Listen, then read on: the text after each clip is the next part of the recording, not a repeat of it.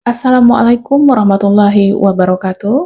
Halo sahabat Ratu Dima, kali ini kita akan membahas 3 cara mengundang rasa syukur.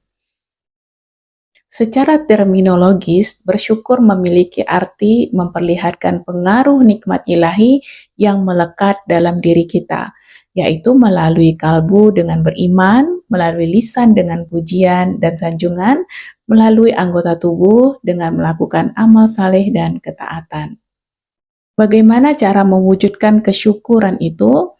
Selama ini kita pastinya tahu ya bahwa kita sebagai makhluk Allah wajib bersyukur atas segala nikmatnya yang telah diberikan kepada kita selama ini. Namun sudahkah kita mengetahui cara yang lebih efektif untuk merengkuh rasa syukur? Yuk kita simak video selengkapnya ya.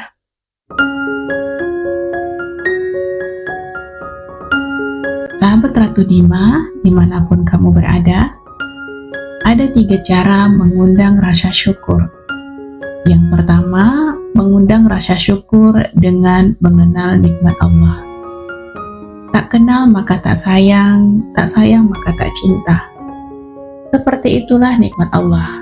Ketika kita tidak mengenal nikmat Allah yang melekat dalam diri kita, tentu kesyukuran tidak akan pernah datang dan kita rasakan. Kita terus mengeluh bahwa Allah tidak pernah memberikan nikmatnya.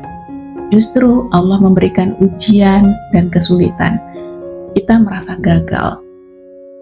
Hasilnya, setiap hari wajah kita diliputi kekecewaan, murung, dan marah. Kalau itu terjadi, bisa-bisa wajah kita mengalami penuaan diri.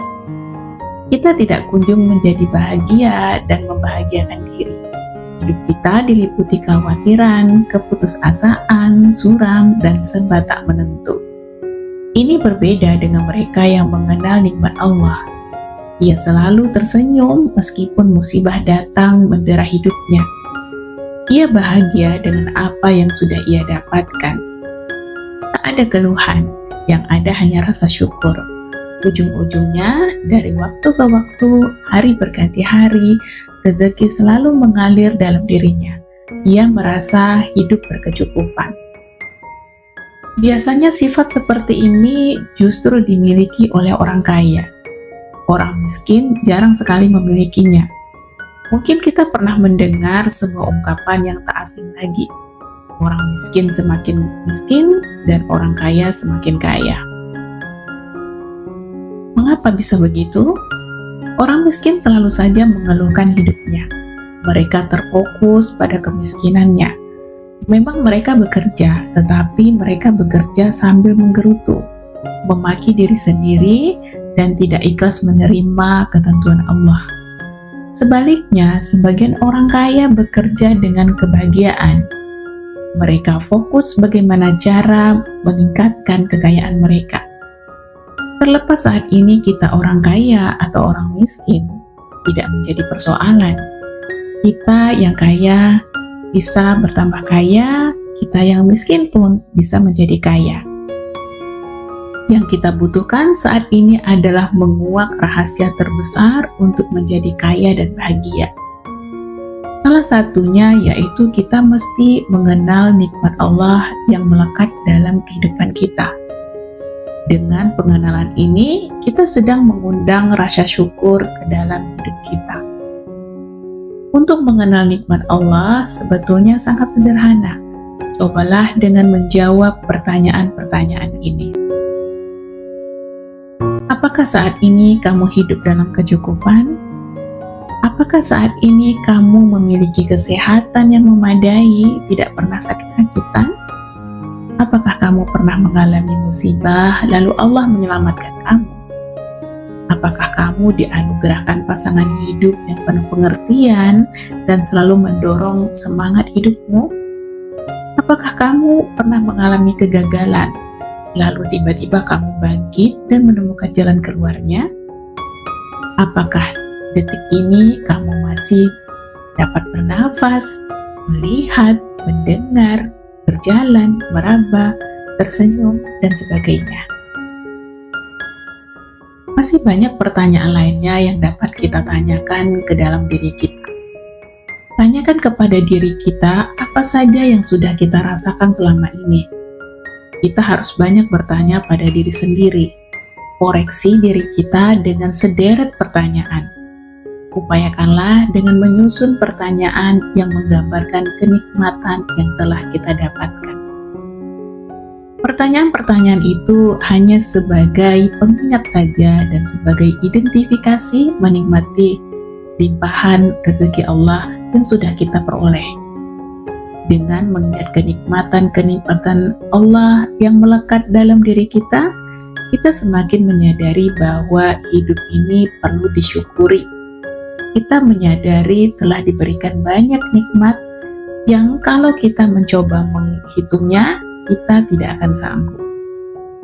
Andaikan samudra ini dijadikan sebagai tinta, batang pepohonan sebagai pena, dan tanah lapang di dunia ini dijadikan sebagai lembaran kertas, tidak akan pernah sanggup seorang pun menuliskan satu persatu kenikmatan yang sudah dianugerahkan Allah. Betapa banyaknya nikmat Allah yang melekat dalam diri kita. Seyogianya setiap detik dan tarikan nafas kita senantiasa dihembuskan dengan rasa syukur. Dengan begitu, kita akan selalu merasakan kebahagiaan hidup. Tak ada lagi keluh dan kesah, tak ada lagi raut wajah yang suram, semua berganti dengan senyum dan semangat menjalani lika-liku kehidupan ini. Yang kedua, mengundang rasa syukur dengan siap menerima nikmat Allah. Setelah kita mengetahui betapa banyak nikmat Allah yang mengalir dalam hidup ini, langkah selanjutnya adalah mempersiapkan diri kita untuk menerima aliran nikmat tersebut. Sebagian orang memahami bahwa nikmat Allah itu melimpah ruah. Sayangnya, sebagian dari kita tidak mengondisikan diri kita untuk menerima nikmat itu. Malah sebagian dari kita menutup diri. Misalnya, kita adalah seorang pedagang. Supaya barang dagangan kita laris, tentu saja kita harus datang pagi hari sebagai wujud keseriusan kita untuk berdisiplin dan memberikan pelayanan yang memuaskan kepada pelanggan kita. Akan tetapi kenyataannya kita kerap datang siang hari bermalas-malasan dan selalu mengeluh. Dalam hati kita sudah tertanam bahwa tidak ada pelanggan yang mau melirik barang dagangan kita. Kita pun acuh tak acuh kepada pengunjung, berwajah muram dan suram, tak ada senyum sedikit pun dari wajah kita. Akibatnya, kita tak jua mendapatkan rezeki sesuai harapan. Dengan kondisi seperti ini, kita sudah menghalangi datangnya sumber rezeki itu. Kita tidak mempersiapkan diri menyambut datangnya rezeki dari Allah. Begitulah kira-kira ilustrasi jiwa yang menutup diri menyambut karunia Allah. Setiap saat kita senantiasa membuka diri menyambut kedatangan karunia-Nya. Karunia Allah tidak pernah pilih kasih. Allah tidak tebang pilih terhadap hamba-Nya. Dia akan datang kepada siapapun yang mau dan siap menerimanya. Karunia Allah secara fitrah mendatangi orang-orang yang memiliki kesiapan untuk menerima meskipun ia bukanlah orang beriman atau kufur. Ingat bahwa Allah Maha Pengasih, rahmat-Nya meliputi seisi alam ini. Lalu bagaimana cara kita mempersiapkan diri menerima karunia atau nikmat Allah yang berlimpah ruah itu? Awalnya kita butuh menstabilkan hati dan pikiran kita, sebab datangnya karunia Allah berawal dari hati dan pikiran kita. Ketika kita berpikir bahwa kita tak akan pernah mendapatkan karunia darinya, atau kita selalu mengalami kegagalan, lalu hati kita pun membenarkannya. Terhalanglah diri kita dengan karunia Allah. Bukankah Allah itu Maha mendengar bisikan hati dan pikiran kita?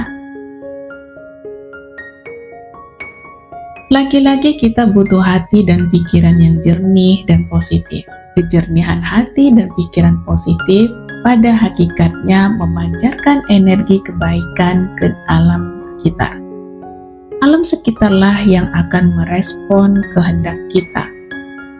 Allah pun akan merespon apa keinginan-keinginan yang terpancar dari dalam hati dan pikiran kita. Tepat sesuai hukum ketertarikan atau law of attraction. Yang ketiga, mengundang rasa syukur dengan memanfaatkan nikmat sesuai dengan kemauan Sang Maha Pemberi. Apa yang kita lakukan setelah memperoleh karunia Allah? Menghambur-hamburkannya atau membelanjakannya untuk kebaikan kita, keluarga, dan orang-orang yang kita cintai? Harapannya kita mengalokasikan karunia Allah itu untuk orang lain juga. Dan inilah sebaik-baik manusia, bukan untuk diri kita sendiri saja. Dalam kehidupan ini kita sering menemukan orang-orang yang diberikan karunia berlimpah, baik berupa kesehatan, materi, dan sebagainya. Tetapi lupa akan dirinya sendiri. Karunia kesehatan yang diberikan Allah justru dipergunakan hanya untuk melakukan hal-hal yang kurang produktif. Begitu karunia kesehatan itu dicabut olehnya, barulah kita sadar betapa ruginya diri sendiri, betapa lupa sering menghampiri hidup kita. Jujur saja, selama ini kita menggunakan karunia Allah belum tentu sesuai dengan kehendak-Nya. Salah satu penyebab yaitu kita kurang memahami setiap kehendak Allah dan mau menggunakan karunia itu sesuai dengan kehendak-Nya. Insya Allah karunia itu akan terus bertambah. Kita bisa kaya, bahagia, dan sukses. Allah akan senang ketika melihat seseorang yang menggunakan pemberiannya sesuai dengan kehendak-Nya. Bahkan malaikat dan alam semesta turut bertasbih memohonkan supaya Allah memperbanyak karunia-Nya kepada kita. Terlebih apabila kita semakin hari semakin bersyukur, sekecil apapun karunia yang Allah berikan kepada kita. Lalu apa kehendak Allah atas karunia yang Dia berikan? Tentunya beragam, yakni sesuai dengan jenis karunia yang kita dapatkan. Misalnya, ketika kita mendapatkan kelimpahan harta, bersedekahlah. Beri makanlah anak-anak yatim, santunilah orang-orang miskin. Pada dasarnya bersedekah sama dengan mengundang karunia yang lain untuk berbondong-bondong akan datang pada diri kita sendiri. Semakin banyak kita memberi, semakin banyak kelimpahan rezeki yang akan kita peroleh. Mungkin bukan saat ini juga, akan tetapi boleh jadi di waktu yang lain. Begitupun ketika Allah melimpahkan karunia kesehatan kepada kita. Pergunakan sebaik-baiknya masa sehat kita untuk menjemput rezeki, tekun beribadah sebanyak mungkin. Insya Allah Sang Maha Pemberi melancarkan usaha kita. Begitulah wujud rasa syukur kita kepadanya. Semua pemberiannya, sekecil apapun itu, kita patut untuk syukuri. Caranya sangat sederhana. Akuilah segala nikmatnya itu dengan menyebut-nyebutnya dalam doa dan zikir kita. Kehendak Allah selanjutnya terhadap kelimpahan nikmat yang diberikan kepada kita adalah dengan menampakkan nikmat yang telah diberikan. Tentunya dengan sikap yang rendah hati dan tidak sombong.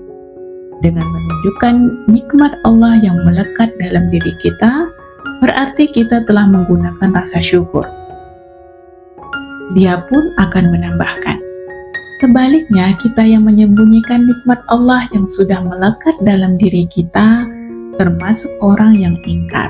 Sehingga, siap-siap saja nikmat itu akan dicabut dari diri kita. Satu contoh misalnya, ada orang yang telah diberikan keberlimpahan rezeki dan kecukupan.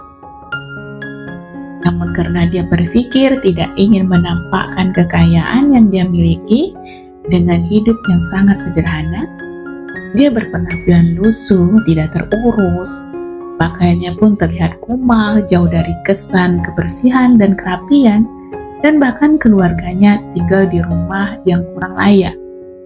Inilah yang dimaksud dengan menyembunyikan karunia Allah. Walaupun kita bergaya hidup sederhana, tapi tampaklah dengan layak, bersih dan rapi yang mencerminkan kita menghargai diri sendiri dan menghargai orang-orang di sekeliling kita. Oleh karena itu, tidak mengherankan mereka yang banyak mendapatkan nikmat kekayaan tetapi masih saja merasa belum cukup, tidak akan pernah mendapatkan kebahagiaan hidup. Harta yang mereka miliki justru menambah beban dalam kehidupan. Contohnya, banyak orang yang kaya yang sering sakit-sakitan atau keluarganya yang tidak harmonis. Biarpun kaya seperti kisah Qorun, tetapi tidak merasa bahagia. Apa gunanya kekayaan berlapis-lapis kalau kebahagiaan hidup kita tidak kunjung datang? Sahabat Ratu Dima, terima kasih sudah menyaksikan video ini sampai dengan selesai. Bagi kamu yang belum sempat melihat video Law of Attraction sebelumnya, bisa cek di deskripsi ya. Mohon dukungan untuk subscribe channel ini dan aktifkan lonceng notifikasinya. Jangan lupa untuk like, komen, dan share jika menurut kamu video ini bermanfaat. Sampai jumpa di video selanjutnya. Wassalamualaikum warahmatullahi wabarakatuh.